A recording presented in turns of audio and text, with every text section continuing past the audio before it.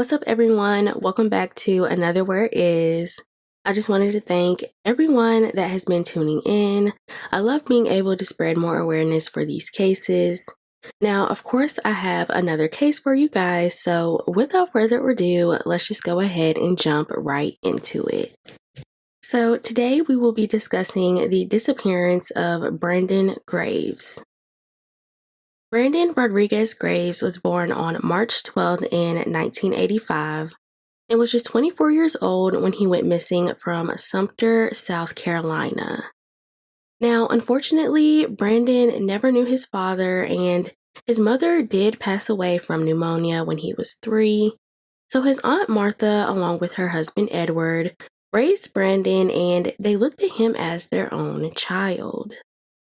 So he grew up in Little Rock, South Carolina, with his cousins and again with his aunt and uncle.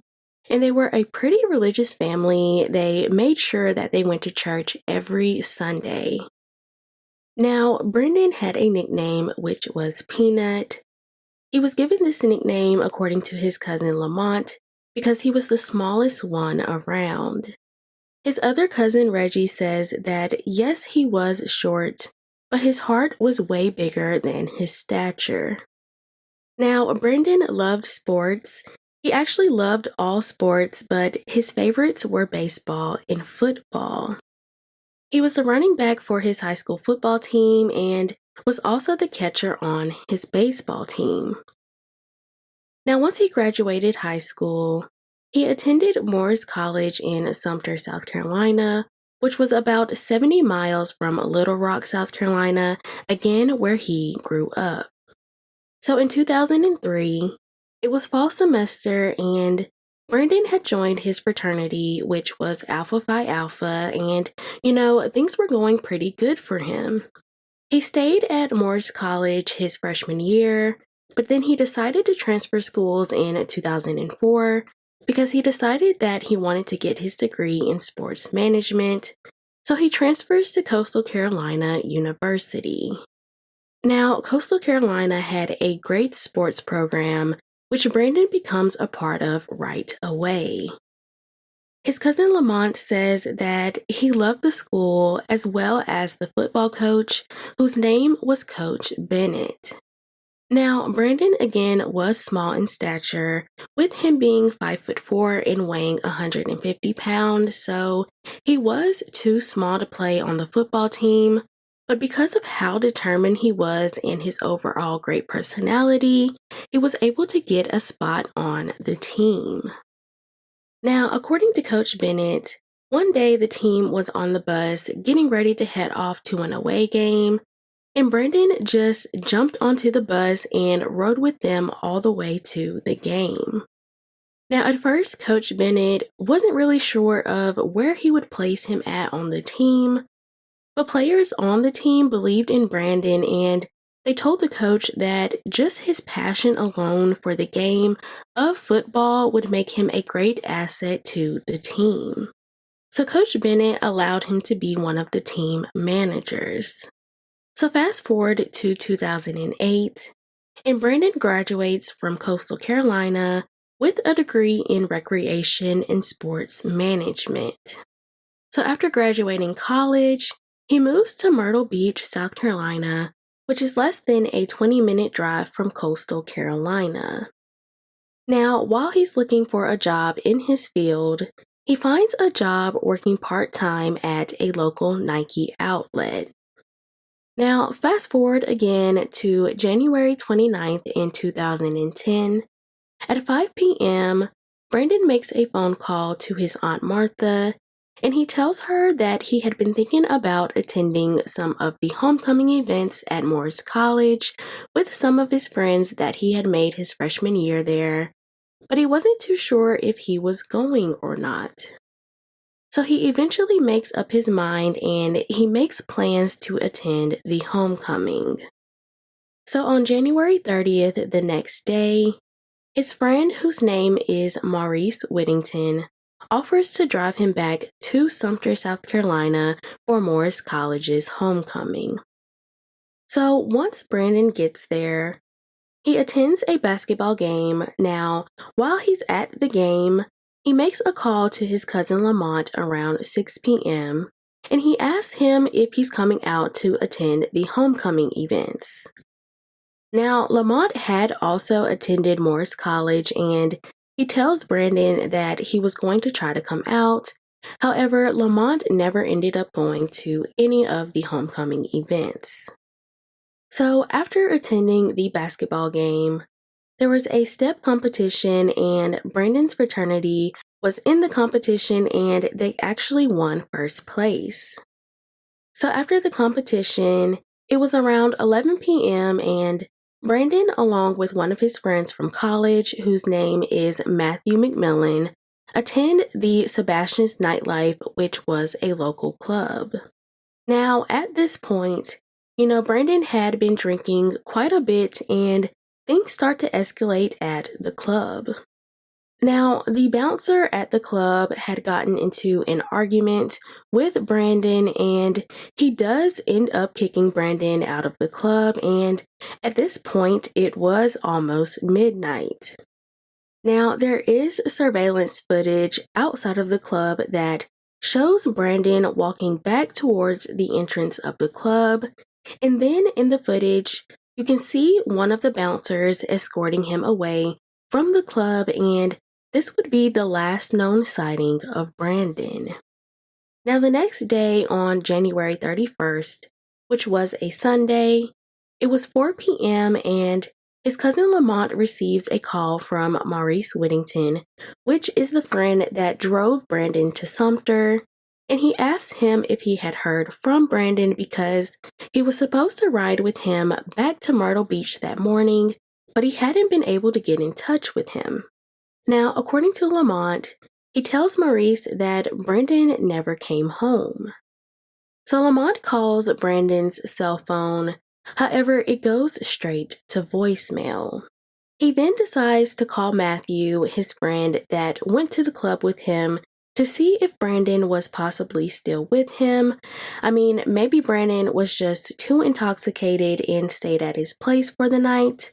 But Matthew says he had not seen Brandon, and he tells his cousin Lamont that Brandon was kicked out of the club, and he just assumed that he had went home after he was kicked out.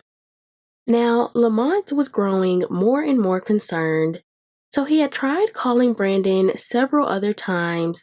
However, there was no answer. Now, according to Lamont, it wasn't like Brandon to not answer the phone. So Lamont decides to call his brother Reggie, and he tells him that no one had seen Brandon since the night before, and they weren't able to get in touch with him. Now, Lamont didn't want his family to worry, so he decides to hold off on calling any other family members, and that night around 9 p.m., Lamont, along with one of Brandon's cousins, head out to go look for him. So they asked some of Lamont's friends that he knew from Morris College if they had seen Brandon.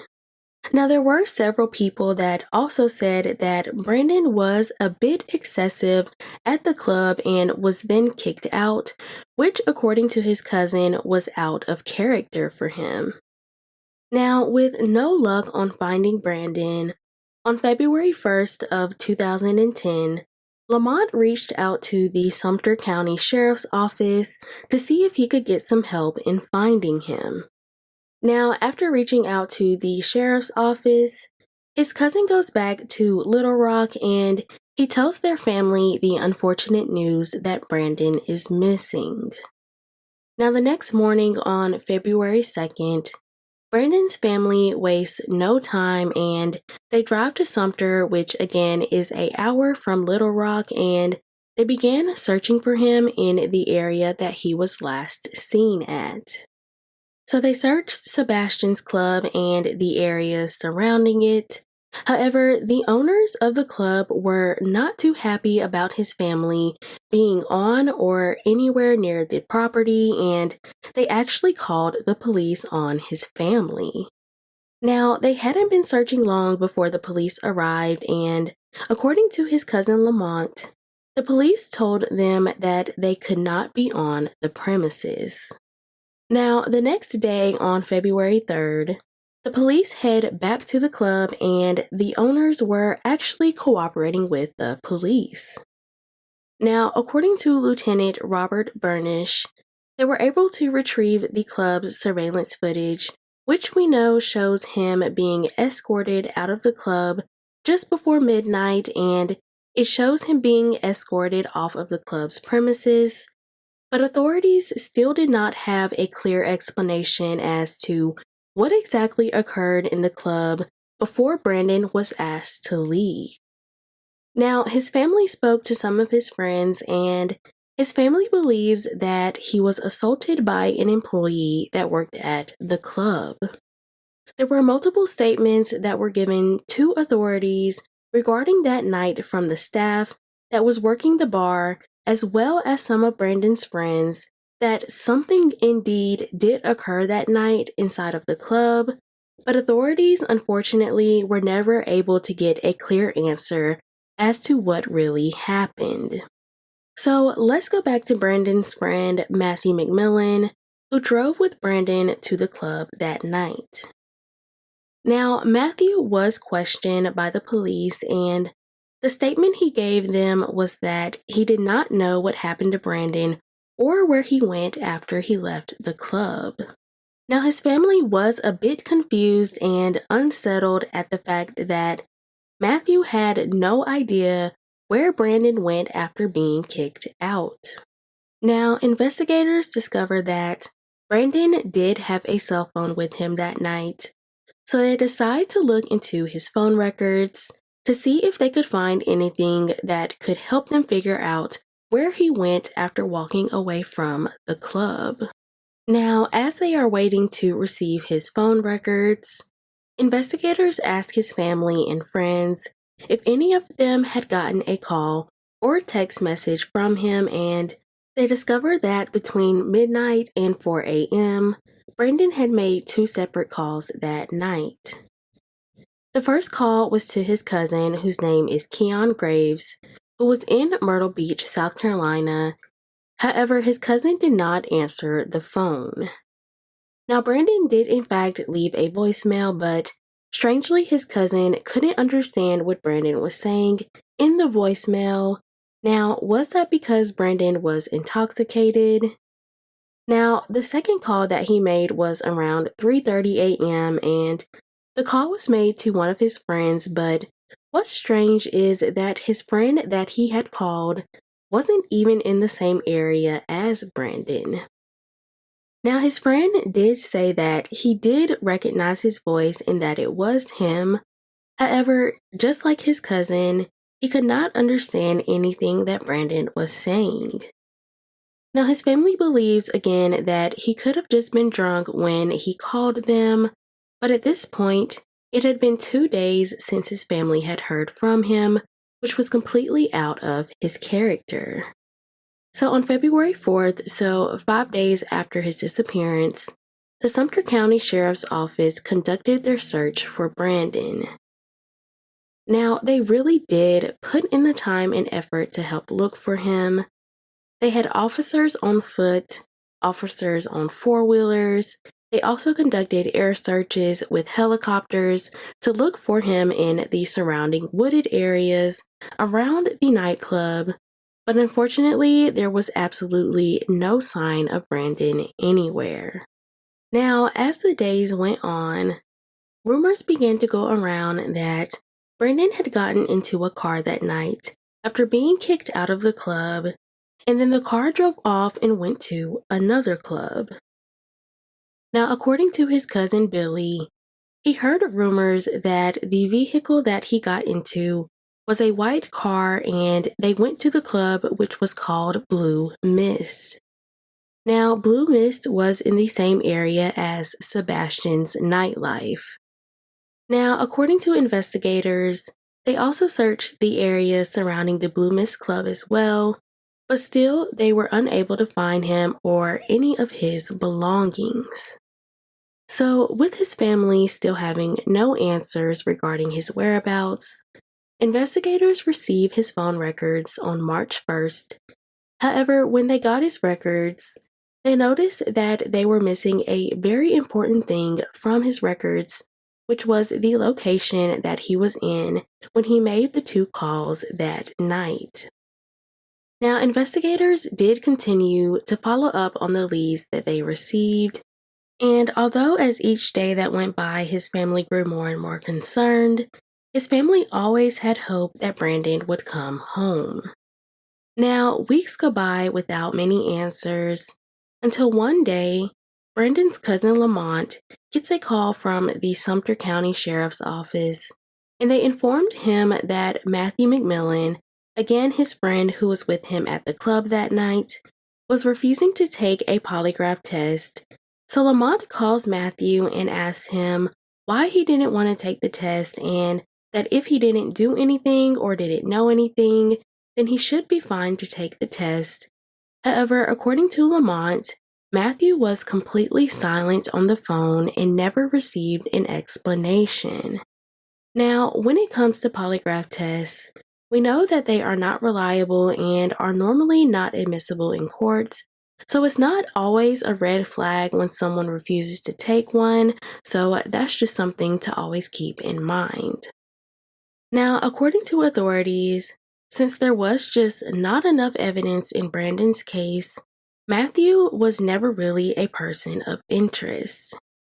Now, with his family still wanting more answers, his mother actually called Matthew herself, and she told him if something did happen that night between him and Brandon or whatever happened, that he could tell her so that she could have some peace. And again, unfortunately, Matthew was silent and wouldn't respond, which is just very strange, and his family is still left with more questions than answers. Now, months began to pass and his case begins to grow cold.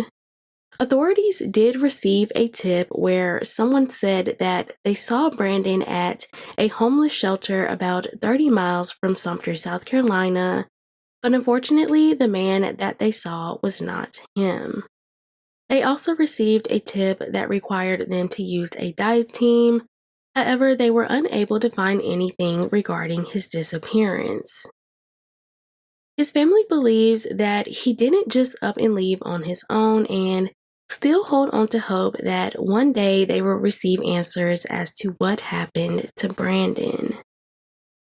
Their faith in God helps them get through the hard times and just want him to return home safe and sound.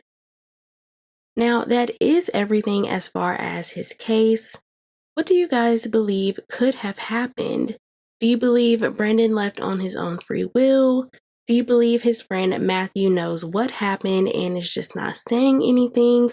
Or do you believe Brandon was met with foul play that night and someone did something to him? Again, Brandon was only 24 years old when he went missing. He is African American with black hair that was locked and has brown eyes. At the time, he stood at 5'4" and weighed 150 pounds. He was last seen wearing a blue t-shirt that was over a black thermal shirt, black jeans, and a black baseball hat. Now, Brandon does suffer from asthma and does require medication. If you have any information, you can contact the Sumpter County Sheriff's Office at 803-436-2000. Well, that is it for me today, you guys. Please stay safe, and I will see you in the next one.